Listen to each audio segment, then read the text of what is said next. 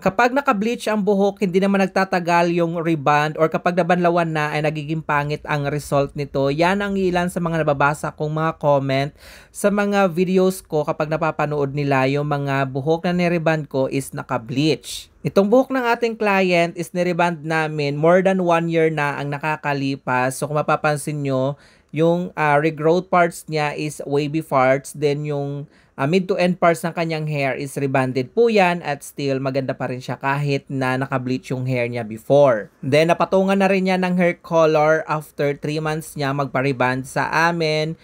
Pero maganda pa rin naman at straight pa rin yung before niyang hair na nirebond namin. Actually mga sis, nagtatagal naman ang rebond sa hair kahit na naka-bleach ang buhok. Depende po yan sa pagkakagawa sa rebond or depende rin sa client's aftercare.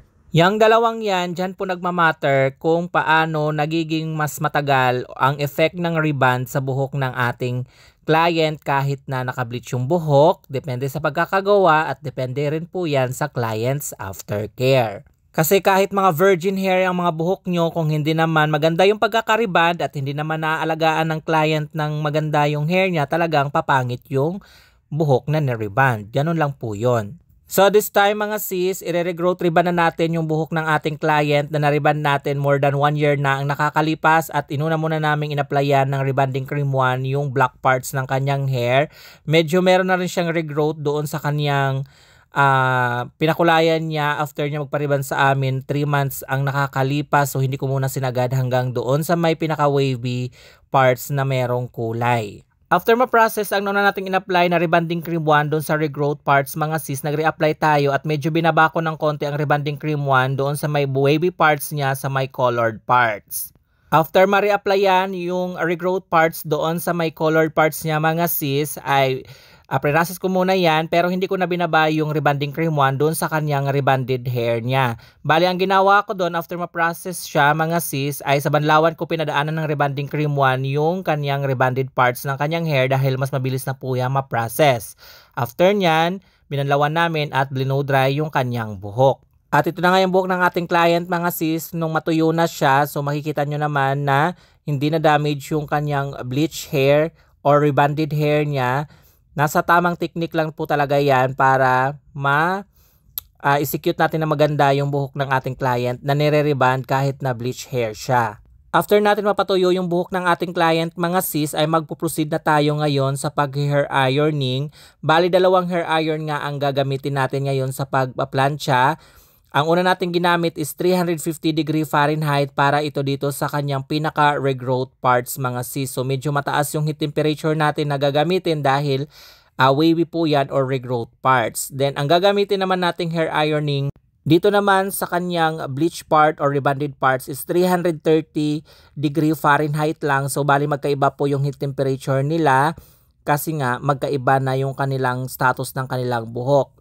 Mataas so doon sa virgin hair at medyo mababang heat temperature naman sa kanyang rebonded parts or bleach hair. Pero pwede rin naman gumamit kahit isang plancha lang, depende na lang yan sa technique kung paano nyo paplansyahin at nagawan ko na ng video yan kung paano yung technique kapag isang plancha lang ang gagamitin. Hanapin nyo lang po dyan sa aking video section. And after ma-hair iron mga sis ang kanyang buhok, ito na yung naging itsura ng kanyang hair. So ipapa-cool down lang natin yan at least 5 minutes bago tayo mag-apply ng kanyang neutralizing cream. So dito mga sis mag-apply na tayo ng neutralizing cream. Bali 2 neutralizing cream ang meron ako dito. Yung isa puro po yan at ito naman po ay may halong hair treatment. Bali magkaiba po yan. Yung purong neutralizing cream or walang halong hair treatment ay yun pong i-apply natin sa kanyang pinaka-regrowth parts or black parts. Then yung may halong hair treatment, yun naman ang i-apply natin sa kanyang rebonded hair or bleach hair para masecure lang natin na hindi siya mag-dry up or mag-rubberize.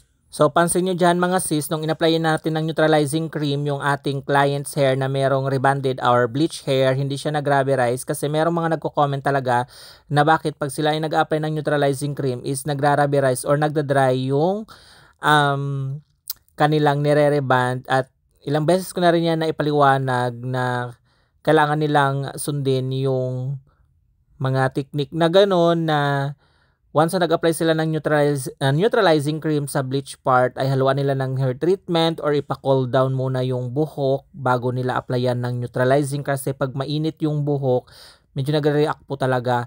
At isa rin sa mga cause kung bakit nag-ruberize yung buhok or nagda-dry is kapag sobrang init nung hair iron na ginamit sa buhok ng ating client. Ganun po yung aking napapansin dyan mga sis. After natin mag-apply ng neutralizing cream, mga sis, ibababad lang natin ito ng 20 minutes. After 20 minutes ay ipapabanlawan na natin yung buhok ng ating client. At syempre, kinakailangan na lagyan natin siya ng hair treatment kasi hindi maganda sa rebond kapag hindi natin siya natitreatment dahil dry yung pinaka-result niyan or hindi maganda yung nagiging result after rebond. So dito na-applyan na natin ito ng hair treatment after mabanlawan ang neutralizing cream at ang ginamit namin na hair treatment dito is Sistine Straight by Alpha 8 Corporation. Then after ma-process ang Sistine Straight ay pinabanlawan natin mga sis at blino-dry natin up to 80% dry dahil ang i-apply naman natin na next is yung keratin treatment. So ganun ang ginagawa natin mga sis, medyo tuyo yung application natin ng keratin treatment para mas ma-absorb ng hair yung keratin na i-apply natin sa kanyang hair. After natin mag-apply dyan ng keratin treatment, mga sis, ililive lang natin yan ng up to 30 minutes. Then after 30 minutes ay hindi na po natin siya babanlawan at magdadirect na tayo sa panghuling blow dry sa buhok ng ating client. At this point mga sis, sabi ko nga kanina, after ma-process ang huling treatment which is the keratin treatment na binabad natin for almost 30 minutes, ngayon ay nagbo-blow dry na tayo at makikita na natin dito yung pinaka-partial result ng buhok ng ating client na nirebond na dating bleach hair na nirebond natin. At ito na nga ang ating regrowth rebond at hindi na po natin pala siya kinulayan mga sis dahil ang gusto nga ng ating client na color is something ash. Kinakailangan kasi is i-bleach pa yon, so hindi na kami nag-proceed sa pag-hair color dahil ang balak niya by December na lang siya magpapakolor dahil gusto nga niyang ipableach ang kanyang hair. Ganon. Medyo delikado nga kasi yung gustong mangyari ng ating client na hair color or gustong ipa-achieve na ash, hindi naman kayang ipagsabay yan dito sa buhok na nirebond tapos meron pang mga previous bleach and rebond. Talagang masisira ang kanyang hair kapag pinagsabay pa natin yung gusto niyang i-achieve na hair color. So, sinuggest ko na lang na ipahinga muna yung hair niya, then saka na lang siya magpasira ulit ng kanyang buhok kapag nakapagpahinga na. Charot lang. And finally, this is the final result sa ginawa nating regrowth rebond sa kanya mga sis. As you can see, smooth, straight, and shiny na yung kanyang hair without damaging po yan kahit na meron nga siyang previous highlights, bleach, and rebond. And I hope nakakuha kayo ng tip and technique sa video ito mga sis kung paano natin aayusin yung buhok na dati ng merong rebond and bleach. At sana na-address ko yung questions and comments kung nagtatagal po ba yung rebond sa buhok na merong highlights, bleach, or dating rebond na naka-bleach na. Then check naman natin yung ating clients after wash result mga sis na sinend sa atin ng ating client. So ito yung kanyang feedback at ito naman yung kanyang hair or video ng kanyang hair after nga niyang ma-wash. So as you can see, smooth, shiny, and straight pa rin yung kanyang hair. Pasensyahan nyo na yung video dahil medyo madilim. And thank you so much for watching and please don't forget to like, share, and follow our page heading for more hair tips and techniques. And that's it for this video. Thank you for watching and see you in my next one. Bye!